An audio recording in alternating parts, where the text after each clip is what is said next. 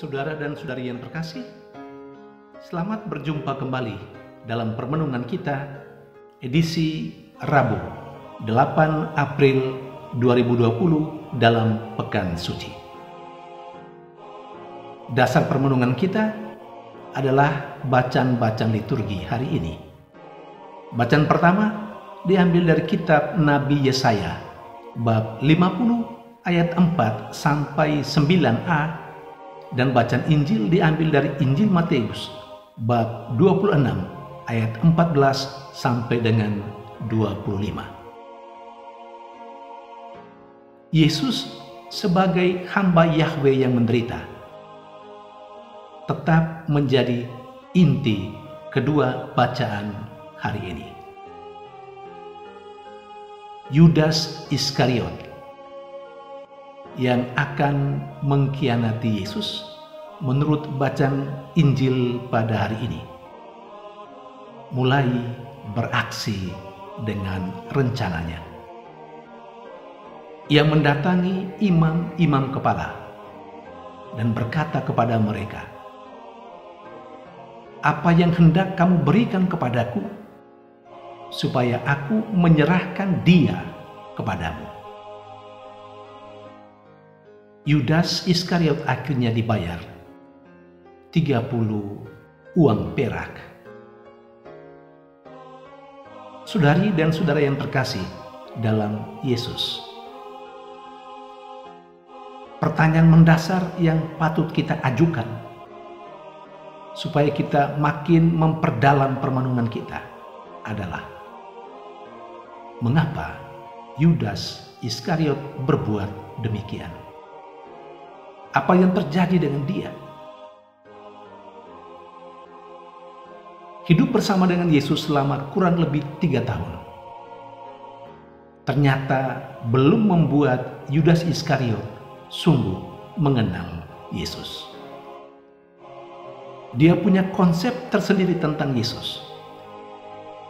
Sama seperti orang Yahudi pada umumnya, Yudas Iskariot melihat Yesus sekedar sebagai seorang rabi, seorang guru, seorang Mesias secara politis. Karena itu kehadiran Yesus bagi orang-orang Yahudi pada umumnya, termasuk Yudas Iskariot, diharapkan bisa mengusir penjajahan bangsa Romawi atas orang-orang Yahudi.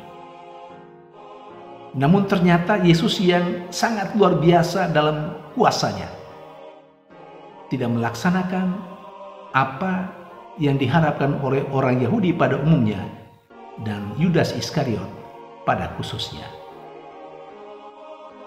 Yudas Iskariot rupanya sangat kecewa dengan itu. Dan itulah kiranya yang menjadi dasar mengapa dia mengkhianati Yesus. Karena Yesus hadir tidak sesuai dengan harapannya. Saudari dan saudara yang terkasih dalam Yesus, kita pasti mengakui diri sebagai orang yang percaya kepada Tuhan. Kita adalah orang-orang beriman. Karena itu kita pasti punya konsep tersendiri tentang Tuhan. Kita membayangkan Tuhan seperti yang ada di otak dan pikiran kita. Karena itu terkadang kita merasa kecewa setelah apa yang menjadi harapan kita dari Tuhan tidak dilaksanakan oleh Tuhan. Kita bisa juga mengkhianati Tuhan dengan cara kita.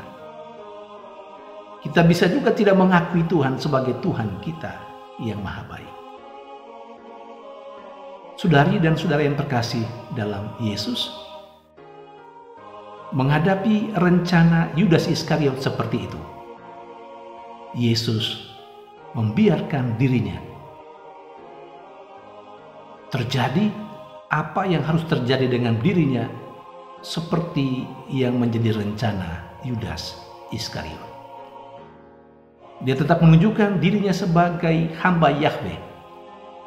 Dia lebih taat kepada kehendak Bapanya daripada